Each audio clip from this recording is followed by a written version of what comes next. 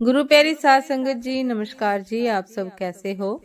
आशा करती हूँ बाबा जी के श्री चरणों में अरदास करती हूँ कि मालिक की कृपा से, निरंकार दातार की मेहरबानी से आप सब बहुत खुश होंगे, मौज बहार में होंगे और अवश्य ही भजन सिमरन में होंगे। साध संगत जी, मैं हाजिर हूँ आज आप सभी से एक बहुत ही खूबसूरत साखी साझा करने के लिए। उम्मीद करती हूँ ये साखी आप सभी को बहुत पसंद आएगी। तो साध संगत जी, चलिए आइए समय न गवाते हुए साखी को आप सभी से साझा करते हैं जी। साध संगत जी, एक फौजी था। उसके माँ बाप नहीं थे, शादी नहीं की, बच्चे नहीं, भाई नहीं, बहन नहीं। अकेला ही कमा कमा के फौज में जमा करता जा रहा था। थोड़े दिन में एक सेठ जी जो फौज में माल सप्लाई करते थे, उनसे उनका परिचय हो गया और दोस्ती हो गई। साध संगत जी, सेठ जी ने कहा, जो तुम्हारे पास पैसा है वो उतने के उतने ही पड़ा है। जो तुम्हारे पास पैसा है वो उतने का उतना ही पड़ा है। तुम मुझे दे दो, मैं कारोबार में लगा दूं तो पैसे से पैसा बढ़ जाएगा, इसलिए तुम मुझे दे दो। फौजी ने सेठ जी को पैसा दे दिया। सेठ जी ने कारोबार में लगा दिया। कारोबार उनका चमक गया, खूब कमाई होने लगी, कारोबार बढ़ गया। थोड़े ही दिन में लड़ाई छिड़ गई। लड़ाई में फौजी घोड़ी पर चढ़कर लड़ने गया। घोड़ी इतनी बदतमीज थी कि जितनी जोर जोर से लगाम खींचे उतनी ही तेज भागे। खींचते खींचते उसके गलफर तक कट गए, लेकिन वो दौड़कर दुश्मनों के गोल घेरे में जाकर खड़ी हो गई। दुश्मनों ने एक ही वार किया और फौजी मर गया, घोड़ी भी मर गई। साध संगत जी, अब सेठ जी को मालूम हुआ कि फौजी मर गया, तो सेठ जी बहुत खुश हुए कि उसका कोई वारिस तो है नहीं, अब ये पैसा किसी को नहीं देना पड़ेगा।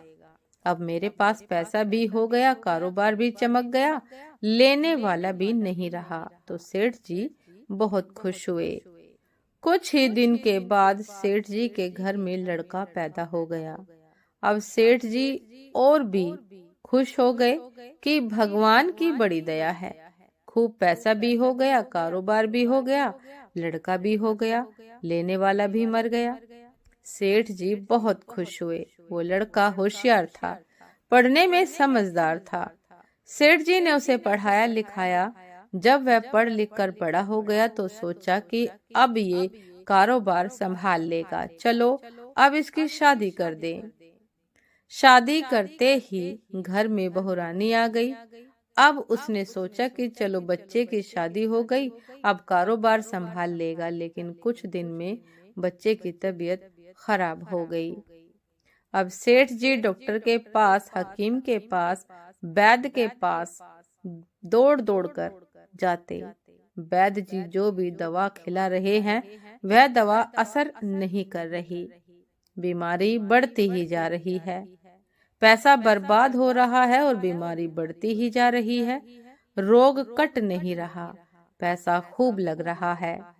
अंत में डॉक्टर ने कह दिया कि मर्ज लाइलाज हो गया है, इसको अब असाध्य रोग हो गया है, ये बच्चा 2 दिन में मर जाएगा। डॉक्टरों के जवाब देने पर सेठ जी निराश होकर बच्चे को लेकर रोते हुए आ रहे थे। रास्ते में एक आदमी मिला। कहा, अरे सेठ जी, क्या हुआ, बहुत दुखी लग रहे हो। सेठ जी ने कहा कि ये बच्चा जवान था, हमने सोचा बुढ़ापे में मदद करेगा, अब ये बीमार हो गया।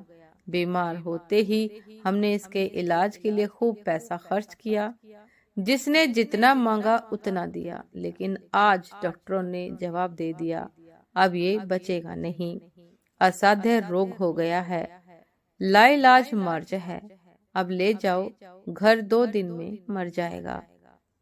साध संगत जी, आदमी ने कहा कि अरे सेठ जी, तुम क्यों दिल छोटा कर रहे हो, मेरे पड़ोस में वैद्य जी दवा देते हैं, 2 आने की पुड़िया खाकर मुर्दा भी उठकर खड़ा हो जाता है, जल्दी से तुम वैद्य जी की दवा ले आओ।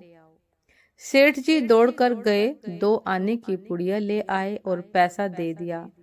दवाई की पुड़िया बच्चे को खिलाई, बच्चा पुड़िया खाते ही मर गया।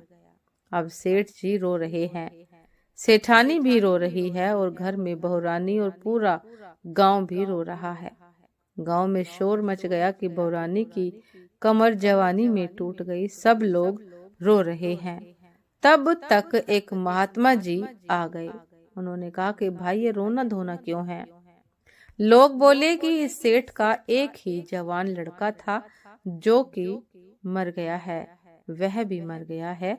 एक ही जवान लड़का था, इसलिए सब लोग रो रहे हैं, सब दुखी हो रहे हैं। सासंगत जी महात्मा जी बोले कि सेठ जी रोना क्यों? सेठ ने कहा कि महाराज, जिसका जवान बेटा मर जाए वो रोएगा नहीं तो क्या करेगा?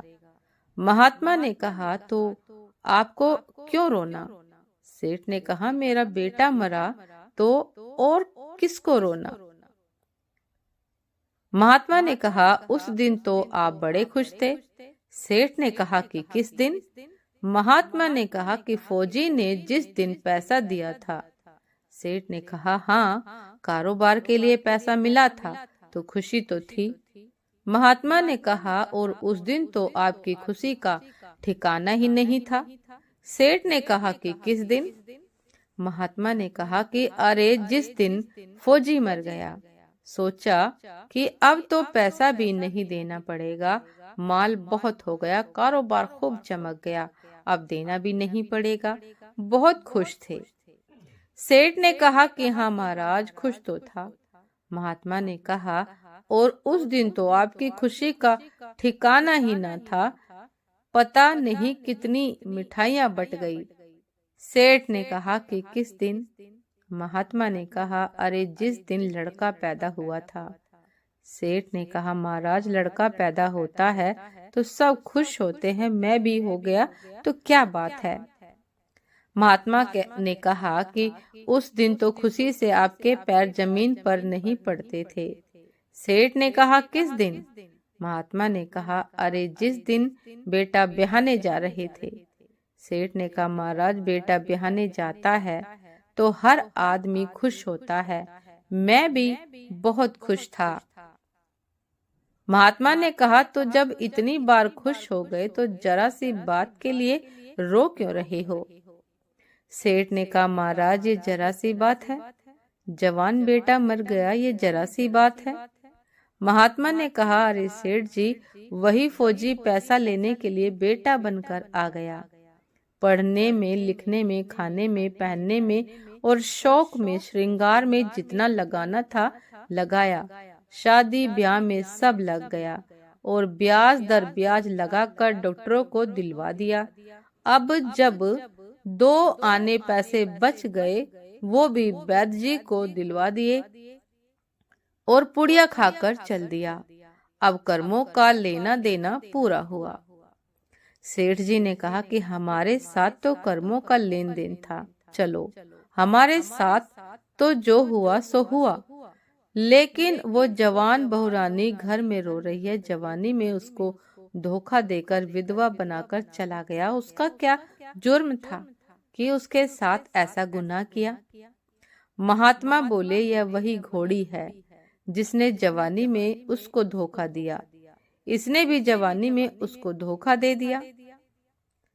साथ संगत जी, यह साखी हम सभी की है, जो हमने बोया था वही हमें मिल रहा है।